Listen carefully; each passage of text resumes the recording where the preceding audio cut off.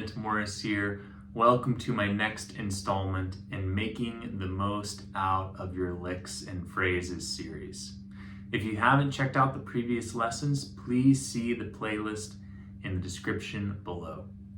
In this lesson, we'll be talking about how we can take a simple idea over 2 bars of music and find different places and changes where we can stretch those ideas out. So the example I'm going to give you is a 3-6-2-5 ending phrase. This is a pretty common Western swing, and bebop styled ending, but there are also places we can place this type of phrase that extends them into a 4-bar phrase. So what we're doing here is stretching out this initial 2-bar phrase to 4 bars.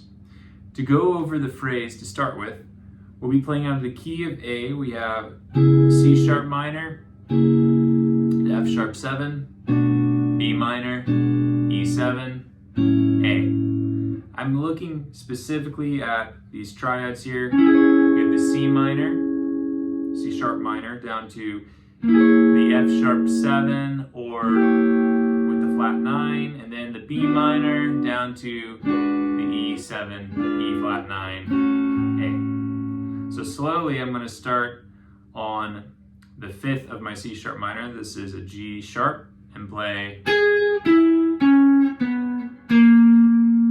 straight down to the 3rd of my F sharp 7. And I'm going to come up the arpeggio to a flat 9 and then drop right down and do the same move across the B minor. And go right back up the E with the same move, and then resolve into my A chord here. So slowly, without me talking, you have C sharp minor.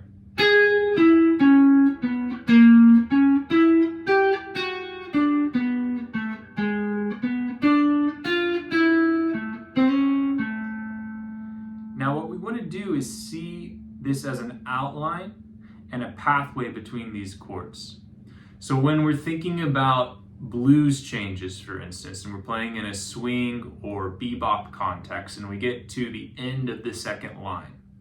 So our second line has 2 bars of 4, and then usually you'll see a 1 bar on bar 3 of that line, and then a 6 bar on bar 4 of that line. So it's going 4, 4, 1, 6, and then we go to the 3rd line of the blues, and it's a 2, 5, 1. Okay, so what we just played here, the 3-6-2-5, we can impose onto that part of the changes for the blues. So I'm going to take that idea of playing the 3 minor, which is just a substitution for the 1 chord. If you look at all the notes for the 3 minor and compare them to the notes of the 1 chord, you'll see that they share many notes, and then the ones that they don't share are colors. And then we just follow down like normal. We have the 6, 2, and 5. So we use these chord shapes and this melody as a through line through those chord shapes to expand them over now each a bar. Okay? So if I'm playing here, I've got the C sharp minor. And how might I fill that in? Well, I might just work down in quarter notes. That would take up the whole bar. So if I'm playing maybe some blues on the 4 chord, I might go 1, 2, 3.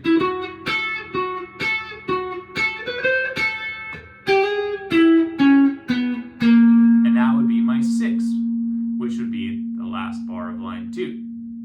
That's how I might set it up. Again, I'm working to develop a framework. How can I see these chord shapes, and how can I sense the time in my own internal clock? Okay, so I might have that, and then the next thing I would do is just probably go up in quarter notes, that F sharp 7 flat 9 arpeggio. So if I'm going,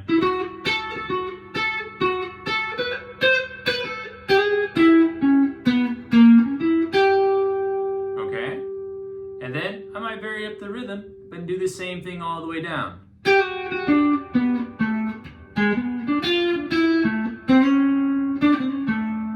And I have my phrase.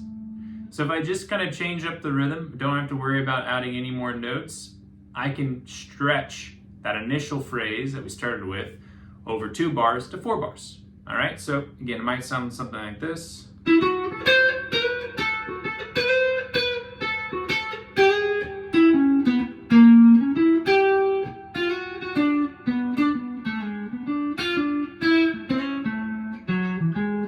And all of a sudden, that initial lick that I learned sounds a whole lot different, and I have a lot more vocabulary, and I'm not really doing anything new.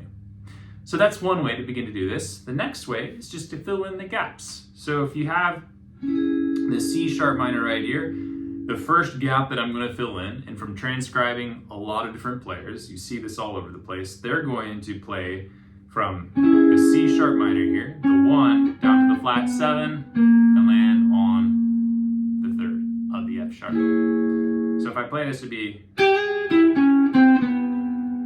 then land. And now for fitting that in time, we can kind of crunch it around in different ways, or we can try and keep that quarter note pulse and go 1, 2, 3, and 4, and land like that. So if we're playing some blues, 1, 2, 3, 4.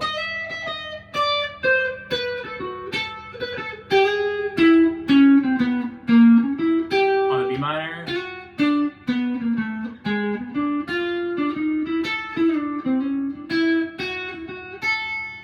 And that's how it would sound, okay? So we just carbon copy that from the C sharp minor down to the B minor. Okay, some next steps you can do with this to fill out the sound even more. I might try and take away the quarter note framework and let there be some more room where I'm not playing on every beat. So I might do something like this. 1, 2, 3, 4.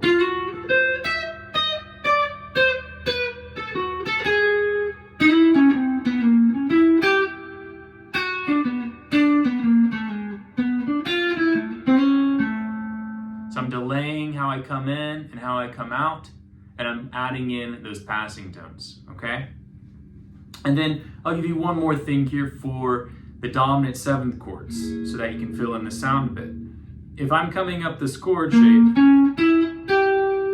what I can do here is also reach up to the 3rd, right? So I might add in that note as well, or I could go back and forth between maybe a flat 9 and a flat 7. That's something you hear often too, this sound.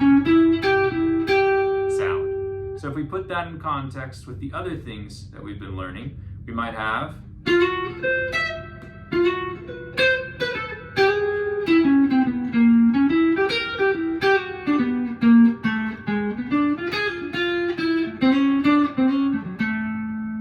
another one. 1, 2, 3, 4.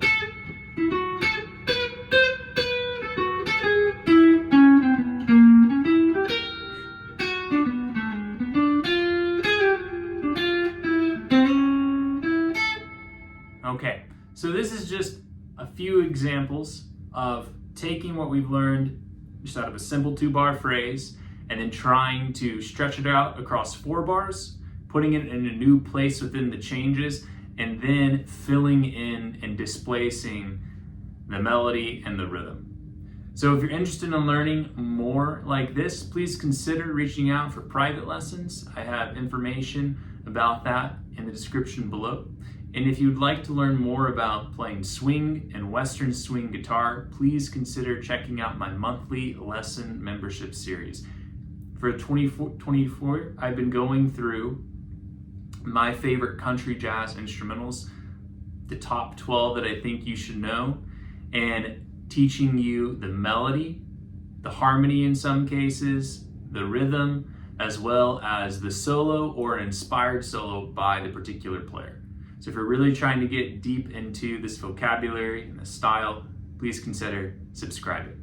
Again, the link to that will be in the description below. See you in the next lesson. Thank you.